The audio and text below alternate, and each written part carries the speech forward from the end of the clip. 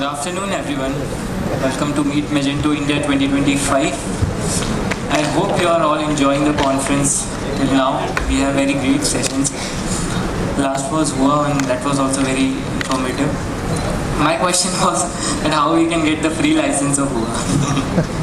I think everyone is thinking about that. Okay, so let's start my session with an alarming fact. Do you know at every 39 seconds there is an attempted threat on e-commerce sites? Yeah, at every 39 seconds there is an attempted threat on e-commerce sites, and that's the same time our customers take to shop an item from checkout, adding into the cart and doing the checkout. Alarming, isn't it? E-commerce security, Magento security, cybersecurity is not only limited to the developers, it's not only limited to the Magento merchants, it's not only limited to the store owners, I can say. It's impacting all our community, all our developer community, all our customers also. So it's very important to talk about that, and what that will I be sharing my insights on you today. So I am Nitesh Pamnani. I am from miniOrange. So miniOrange is a cybersecurity company who specialize in identity and access management, and we provide different solutions for popular CMSs like WordPress, Drupal, Joomla, and Atlassian, and Shopify and Magento also. So I'm working from past 4 years in e-commerce security, and I have been privileged to attend Shop Talk Barcelona last year and JISEC conferences around the globe for the cybersecurity. So I am including all my learnings from them also in my session. So let's start. So here's the agenda for the next 25 minutes that I am getting. So we'll see about how the cost we pay for the data breaches that we are facing in our stores, and what are the real world attacks that are impacting our commerce right now. Then we'll go to the global compliances framework that we need to follow to ensure that we are ensuring that our customers are secured. Then we'll move forward to the advanced security architectures that you can implement in your environment to protect your customer details, data protection, and all the various things through IAM, CASB, DLP, and PAM. We'll be discussing each one of them in detail. And then we'll see some of the real what you can implement right now in your Magento store. So we can see some critical security priorities that you can implement right now in your Magento stores to protect your environments. So let's start with some charts. So you can see the charts. So this is the chart by IBM, which can see the global average data breach cost. It's in millions. In 2024, it's 4.88 million. That's the average data breach cost to the business that needs to pay 4.88 million for a data breach. And if this trend continues, it's in 2028 it will be $8.30 million. That's already in millions. That's a huge amount that the businesses needs to pay after the data breach.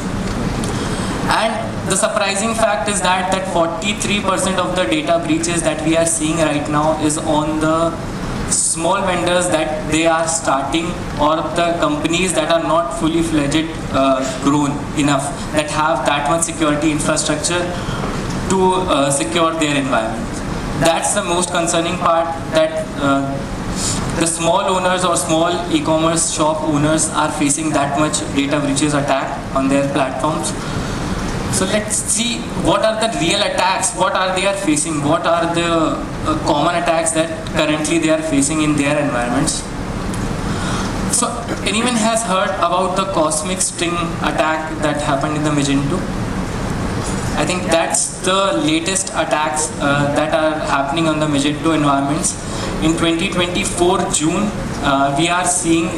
So the attackers, what they done is they use the vulnerabilities that are currently present in the Magento environments. Basically, there are three of the most vulnerable things that they have used. First was the XML external entity attack, external entity that allows the attackers to read the arbitrary files in the Magento file system. The second one was the JSON decentralization process, deserialization process that Magento follow is overly flexible so that the attackers can create nested objects from Magento to bombard that site. And the third one was the REST API framework, parameter prioritization and processing framework that Magento follows has also a vulnerability that you can create objects through the instance parameters. So the constructor parameters you can create objects. So these are the vulnerabilities that they have exploited, and they have been able to get access to the Magento environment of various organizations, and Cisco and Whirlpool is one of them. They were able to get access, full access to their admin sites through the API infiltration. They have get the admin tokens and the sessions got hijacked by them. They have get access to implement their skimming techniques, so that they have implemented the skimming bots or skimming script in their checkout process, so the customers' details also get stolen from their environment. And this is not the first, or this is not the first kind of attack that we are seeing in 2024. The same kind of attack that has happened in 2020 also named as Magecart attacks. The name is also been formed because of it attacks on the Magento environment. That time also they have find some vulnerabilities in the platform, and they are trying to exploit it, and they were successful in doing that, and they have attacked 2,000 stores in over a weekend and put that malicious script for card skimming in their platform. So we can see that the silent card capture is one of the key things that we are seeing in the Magento platform. So you can also detect this if you are not on the latest Adobe patch, then you are also vulnerable for the CosmicString attacks. You need to ensure, because Adobe has patched that vulnerability, so this is now currently not existing, but they are seeing that 75% of the stores are not updated their extension. So they have shifted it from low priority to the critical priority. So we need to take care that our environment is also updated. What else? We can see most common in our attacks is botnet attacks. So we are seeing that many of the malicious actors use the compromised networks or compromised systems and try to attack on the Magento servers or Magento sites across the globe for the DDoS attacks and the attacks that use for the credentials spraying or stuffing attacks. That these credentials they have found in some other leaks and try to implement this on the Magento environment to get the access of the admins or to get the access to their environment. Third-party infiltration attacks. So we all know in Magento we use tons of extensions. I think Magento flexibility is also the loophole that the attackers are eager to exploit, because we use different extensions in third party, and they are opening the loops for entering in our Magento systems. So we need to take care about that what are the extensions that we are using and what access we are giving to the extension also. We need to take care about that also. Session hijacking, that I have already told you that the headless commerce is also increasing. We are seeing a great amount of adaptation of headless commerce. But the main issue is that are we securing the tokens that we are giving access for the headless environment? Are we securing the tokens or third-party integrations that we are giving access of our environment to different services? So we need to take care about that all the environments that we are sharing to them must be secured. Let's see some of the main things, how the advanced architecture systems can improve on this, to improve our security architecture for our organization and for our Magento platform. But first we'll see what are the regulatory compliances that we also need to follow to make sure that we are compliant to them. And for making for doing global businesses, we also need to ensure that we are compliant with all the compliances. I think most of the compliances you must already been heard about, like GDPR, General Data Protection Regulation Act, that was in 2016. So you need to follow that if you are dealing with the EU region customers. If you are storing the customer's details or if in EU region, then you need to follow this GDPR laws that that act has passed. So basically the act give rights to the person or consumer for the data that is being consumed by the platforms or that being submitted to the platform, how they are handling it, how they are protecting it, how they are using it, basically. Same with the California Consumer Policy Act, CCPA, in 2018, which gives rights to the Californian users, protecting their data, and this is also adapted from the GDPR only, but they have also have additional parameters like need to erasure, that you need to delete all the account. If the user wants to delete their account, then you need to delete all their services or all their information that you have collected from the registration into your platforms also. Same is like PCI DSS. I think PayPal guys is also there, so they are following these standards, payment card industries, data security standards.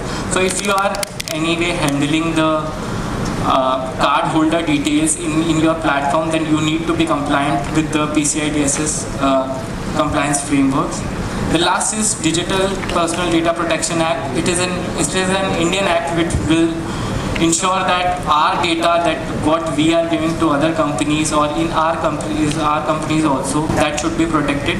It's not passed currently in 2025, but different drafts has been proposed to the government to implement that, and this also will be inspired from the GDPR and CCPA, that will make sure that Indian data is not stored or not shared by other services, and if they are sharing that, they need to have consent from all the Indian users also.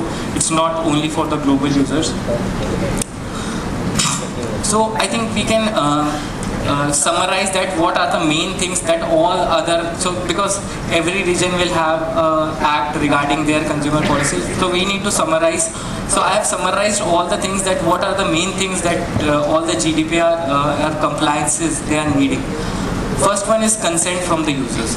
What you are taking from the user, that you need to make, you need to get consent first from the user, that what are the details that you want to use from them, or what you want to, you would be storing them in your environment. Second is right to access and erasure. So you should, you need to provide a readable format. If a user asks that what are my details that are presented in your platform or your e-commerce platform, if you are storing the details, then you need to provide all the details in a readable format regarding what you have stored in your organization and how you are using that also. And right to erasure, that I have already talked about. If the user has given permission or requested to cancel their subscription, to cancel their data or cancel their registration or remove their account from your platform, then you need to erase all the data of the user. Third one is transparency and disclosure. You need to be transparent from the consumers that you, or from the users that you are onboarding on your site, that where their the data is using, and you need to disclose that if you are transferring that data into a third-party extension, a third-party category, a third-party CRM also, and you need to make sure that your data would be shared by this. So this is written in the policy, that you need to disclose all the things, how you are using that data, how you are processing that data, and how you are using in your environment. And the fourth one, and the most important one, where the most of the compliances focuses on how your data insecurity and protection, how the customer data, how the data you have stored is protected or secured in your environment. So the main focus will be on that. From in my session also, the main focus in that, how we can secure the data and protect the data from the external breaches that are happening in that. So let's see some some of the advanced architectures that allow us to secure our data from external breaches. In this we are talking about mainly about identity and access management, because identity is core of cybersecurity. If you are getting the credentials of the user, that's the main thing we need to protect first of all. If the admin data is leaked, if the customer identity is leaked, the main personal identifying information is leaked, then GDPR that we have already talked about is charging 4% of the global revenue of your company, or the cap is of $20 million. So that the amount if you have leaked the personal information, identify information of the users that are stored in your environment. So first we'll go through the identity and access management. Second we'll be going through CASB, Cloud Access Security Broker, because now everyone is using cloud applications, SaaS applications. It's already installed in other servers, other clouds. How we be sure about that the data what we are sharing of our customers to these cloud platforms, how are they handling it, how security is managing on that side. So we can see in the CASB solution how they are securing it.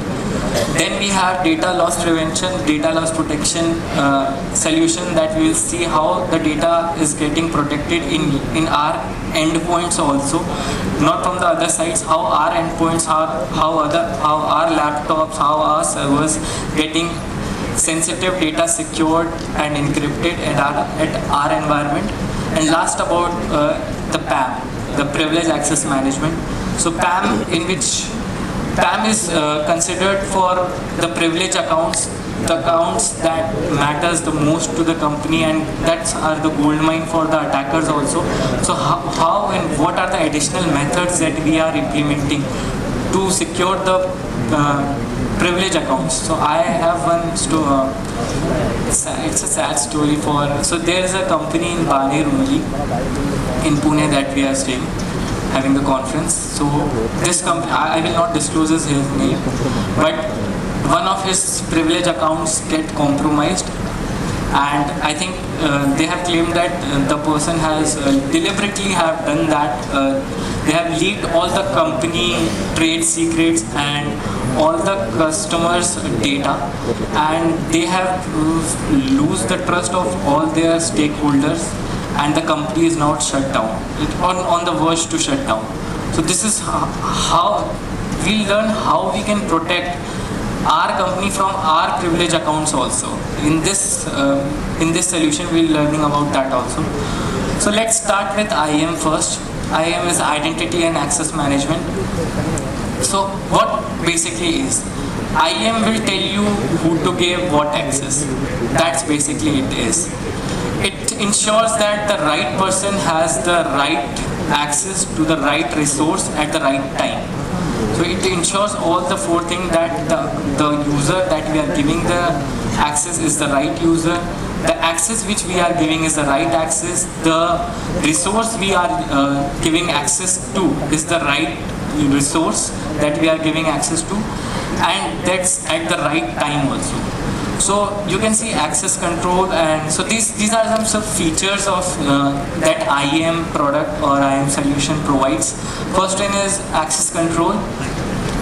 Access control, I think, is like role-based access control, attribute-based access control, and policy-based access control.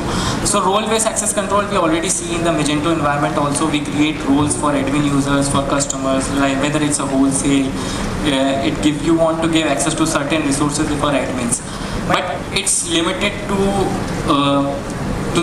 just that the user get all the roles access, will access your environment.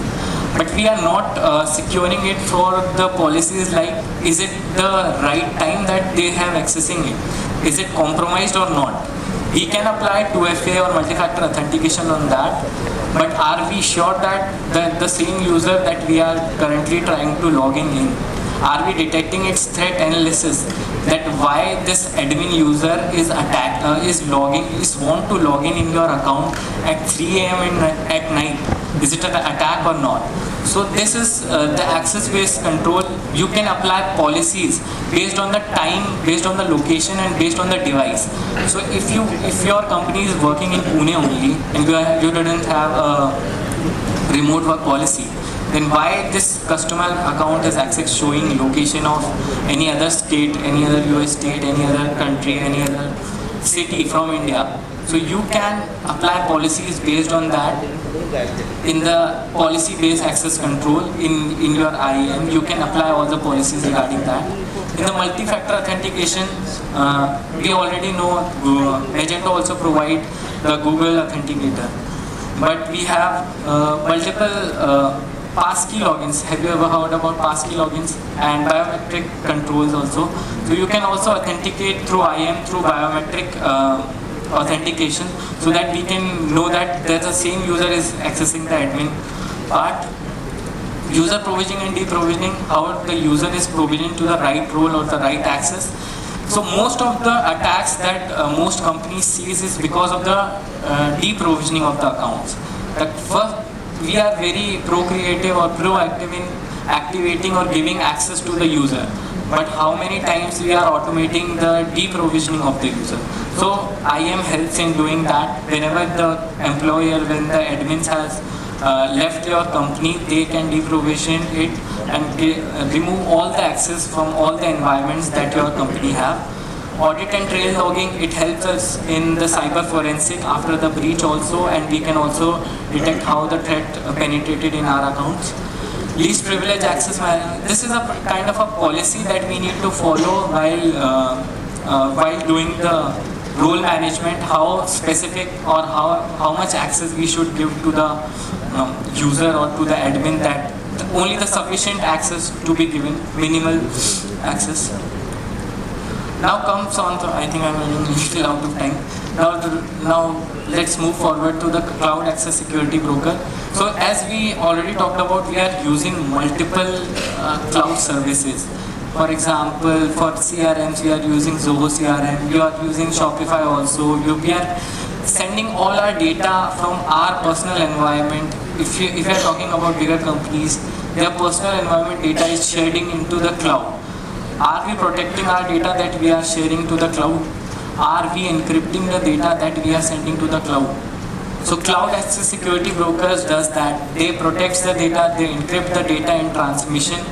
They threat analyze also, threat detect the data, that if the access or if the service is accessing too much data from your servers, if they are requesting the data much than the expected request, then it also threat analyze that. It also protect against shadow IT applications.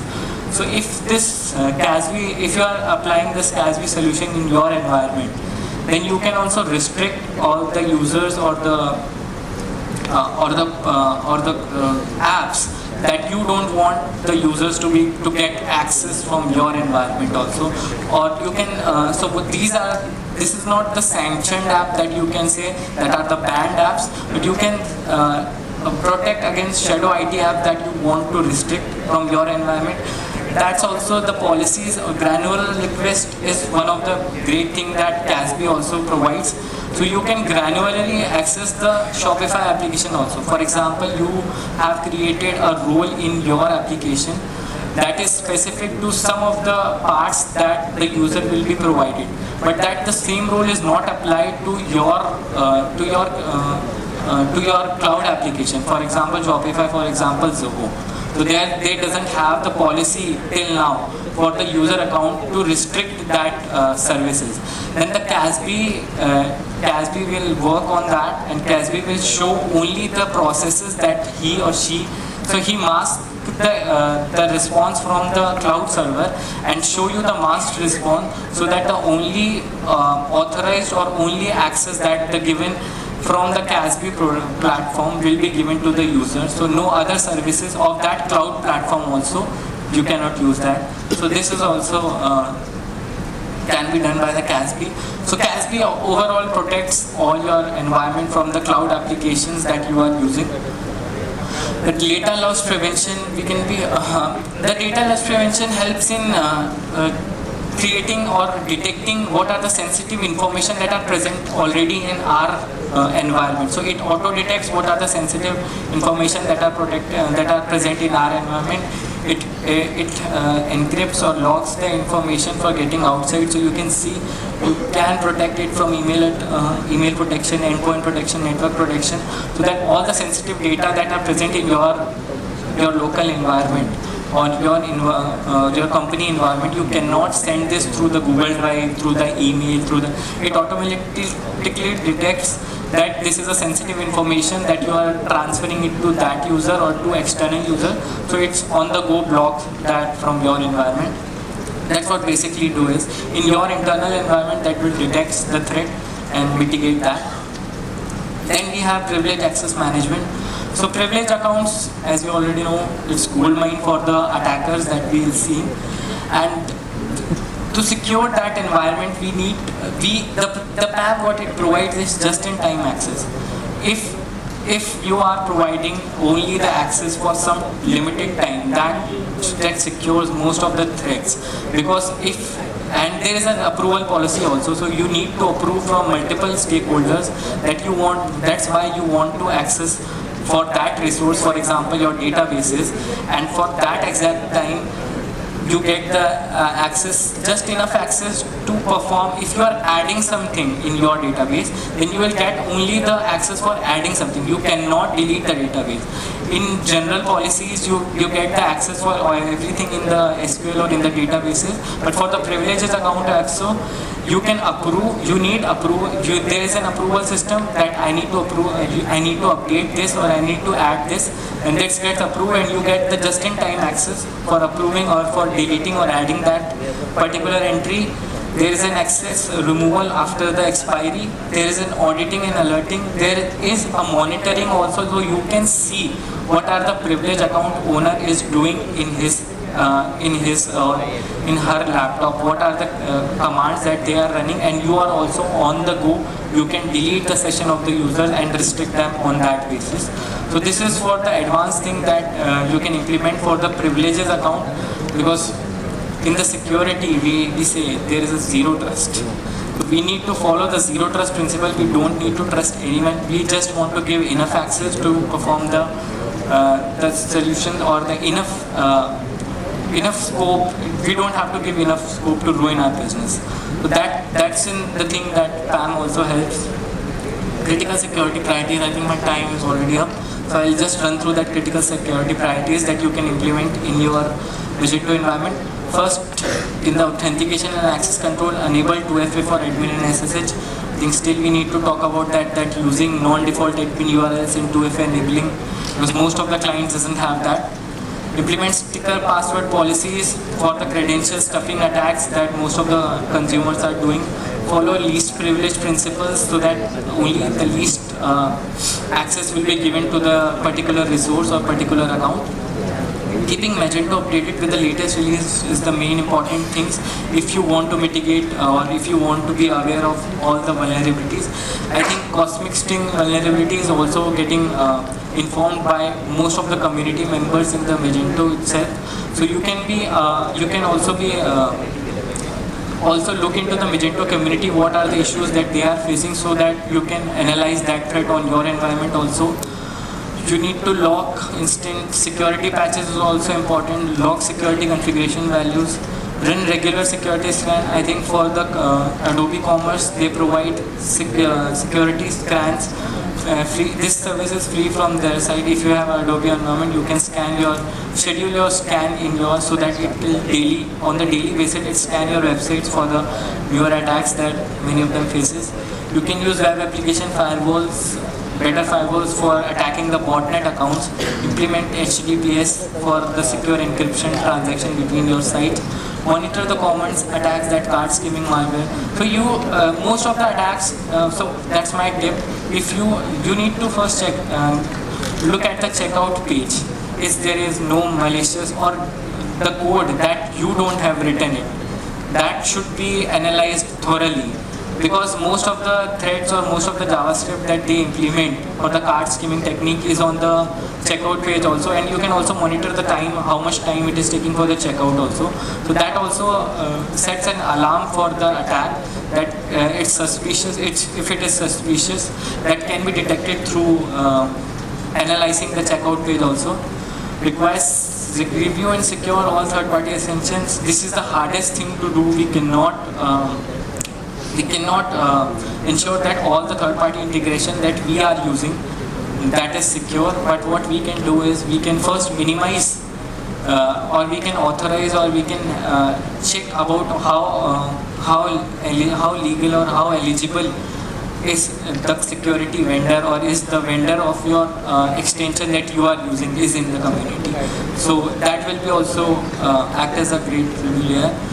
For disaster recovery, if it gets breached, if you are implemented all this, but still the attackers are very smart nowadays, if they get breached, first of all, you need to be ensured that you are maintaining regular backups. I think this is a service that you can automatically back up your account.